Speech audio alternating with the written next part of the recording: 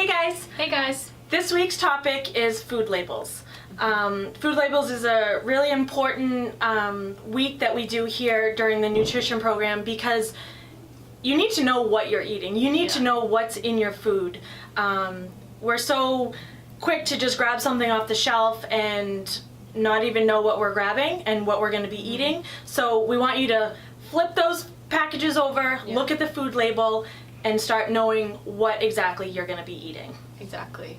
So we're going to touch on how to read them in this video. So first thing I'm going to talk about is serving size. Serving size is incredibly important for your macros, calories, all of that. You need to know really how much you're eating and what the true serving size of that food is, because the nutrient, the food labels on the back and the nutrient content is all based off of the serving size. So whatever numbers you see is only what is in one serving of that food.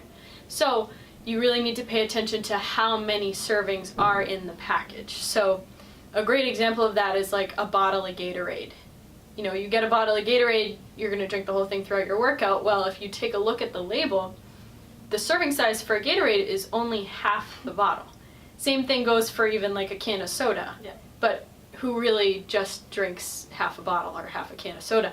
You eat you drink the whole thing. And so what you need to do is you take those numbers that are on the food label and you double them. It's double what is given.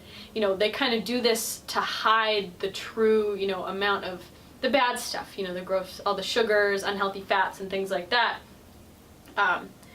And so it's hidden, or it's just it's reduced. It looks like it's not as bad, but really it's double. Yeah. Because, people don't just stop drinking a can of soda halfway through and throw the rest of it away. And so it's pretty important to just know the serving size of what you're eating. Absolutely. Yeah. The other thing that you really need to look at is the list of ingredients. So the way that ingredients are listed on a package is they go by the most abundant ingredient is going to be listed first, and then so on down the line.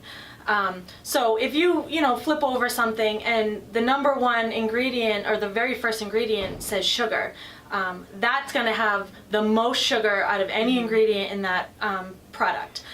So one thing that they will do to kind of get around that is they will break down the sugar into 4 or 5 different types of sugar.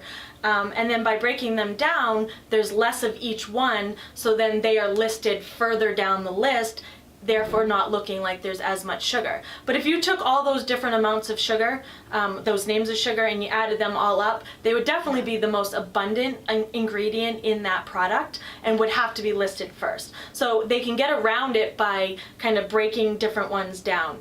And a lot of the time, all those sugar names, people don't know what they are. So you really want to be kind of paying attention to the ingredient list, and if there's, sucralose, aspartame, stevia, there's dextrose, those are all different sugars, fake sugars. They break them down and they're going to be further down the list, whereas they should be listed first. Yeah. Another thing with the ingredients list is it should be short. So the longer your ingredient list, the more additives and stuff that they have put into that product, which is totally getting the furthest away from a whole food as you can possibly get. Right. A good example that we like to say is peanut butter. When you're picking out a good peanut butter, the ingredients list should literally be 2, maybe 3 things. You should have roasted peanuts, maybe a little oil, and some salt. Some don't even have salt, some don't even have oil, but that is it. If you have a peanut butter and there's, 8, 9 ingredients in that, that is not going to be a good quality peanut butter. Yeah, it's kind of like the difference between like a Teddy's peanut butter or like Jiffy or Skippy or something like that. Teddy's is basically just peanuts and a little bit of salt. Yep. And, Skippy, you're going to have those fake sugars, you're going to have hydrogenated oils, all that other stuff. And you can even tell, just the difference between the textures between the two. But yeah, less ingredients. It even touches back on that Whole Foods thing that we were talking about prior. It's important to just have, a minimal ingredient list and exactly what's in your food. One of the biggest ways it's you know, to advertise these things to people. It's all a marketing ploy, really. You know, these companies really want you to buy their product. And, you know, obviously they want you to buy the product, they can make money and whatnot, so they'll do anything they can to make it look more pleasing to you. So whether that's the color of the packaging, whether that's, you know, making health claims like saying it's organic or natural, has whole grains, all of those words are nutrition buzzwords that people hear and they automatically think, oh, that's healthy, I'm going to take that option over the other. But you really need to take a look at the food label to, you know, solidify that claim. Like, organic is good, it's okay, you know, there's more guidelines to being, you know, to be followed for them to actually put the organic label on their food. If you see the word natural, it doesn't mean a thing. It really doesn't. They could put natural on gasoline at the gas station. It does not mean a single thing. Anything is natural, anything comes from the earth.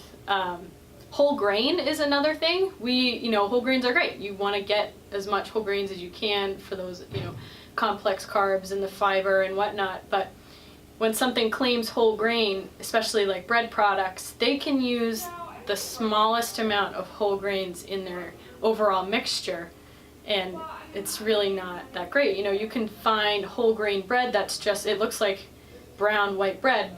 In reality, it's just basically the same thing as white bread, but a little bit of whole grains in it, and it's all ground up. So it's really not that much better. And you know, when you're looking for bread that has whole grains, you want to like physically see the grains and the seeds and everything in the bread. Yeah. So. And you want to see that listed in that ingredients list. More health claims that we see a lot on packages, especially nowadays, is, you know, lowers cholesterol or anti-inflammatory, heart healthy. Heart healthy is a huge one. And yes, those claims are usually true, but you want to check your ingredients to see how much of that ingredient that is responsible for that health claim is actually in the product. You know, for the heart healthy ones, how many of those omega-3s are in there, the healthy fats are in there, lowering cholesterol. You want to see exactly what it is that they're claiming is in this product that's going to lower your cholesterol. Obviously, people see that and they're like, oh, great, I want that product because I need to lower my cholesterol. But you need to, you know, really check your labels and, you know, see exactly what they're claiming and how much of that is true.